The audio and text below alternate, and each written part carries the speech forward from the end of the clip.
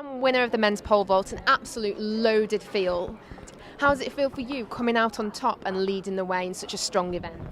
My goodness, this event takes everything you can give, and then a little bit more. I was telling Mondo, he says the Diamond League's kind of like a crucible. You got to travel, you got to compete, and everybody's bringing everything they got to win. And me and Mondo were struggling today, but Renault had a perfect competition, almost like he had at the in Rio de Janeiro. 590 up to that bar, no misses. It takes an effort that you don't know if you got it until the time of asking. And that's the pole vault. We were out there 3 hours. It's hot. They're calling on our officials. They're telling us to wait. We're just waiting on the runway for our chance to go. But they're running other events, and they're announcing other people. And everybody needs their time in the spotlight, and I understand that. But it gets hard. It really does. Winning today was special because I can prove that my mother is good luck. My mother came today, and she's good luck. I've never lost with her in the stands. Maybe I'll just have to keep her at home now, but that was very fun to be able to give her a hug at the World Cup and then here as well. Yeah, she must be so proud watching you. There's clearly a great friendship between you guys, but obviously there's so much competition in an event where anyone could come out on top. How does that work when you're pushing each other to higher heights? Our event is a collective respect. The former pole vaulters, they give to us what they know, and then the future pole vaulters look to us for what we have. I know that sounds really prophetic for how athletics work, but we're the guys we know at the top of our event. It's a heavy mantle to bear, and if I traveled the world all year and I didn't like these guys, then I would really be in a bad situation. But everybody wants to jump high. Everybody wants to go for that record. Everybody has different expectations for what they want, but everyone respects victory. It's hard to come by. It's really hard to come by. Win it once or twice, Win it 3 times, it's a fluke.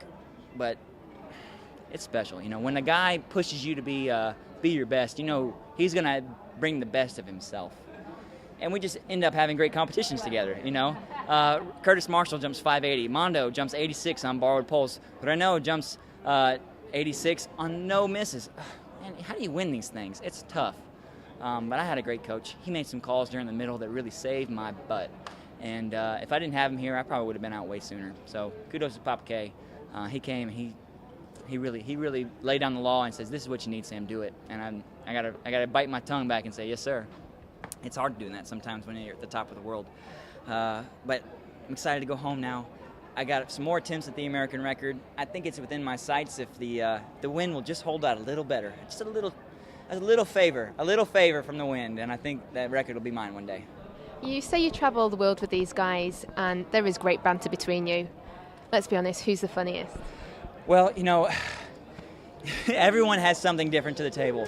Curtis Marshall, he is the absolute epitome of laid-back cool. He's from Australia. He lives on the beach. He drinks designer coffee every day. I'm a cowboy. I speak pretty straight when I'm around Mondo. Mondo, he's so cocky, but he's so good to back it up all the time. Renault is he lays down the law. He's him. He's the best ever, and you're competing trying to beat him and his legacy, and it's impossible sometimes. You're going to need 10 more years to do that.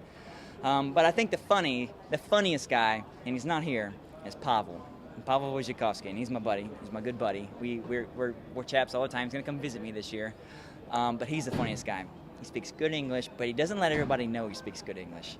And he is a riot, He's always egging everybody on. He says, "I will help you, brother, even if it's the Olympic final." And you want to have guys like that at your back when you come to this sort of event. He wasn't here because of the Polish championships. But, go Pavel, go Piotr, for sure.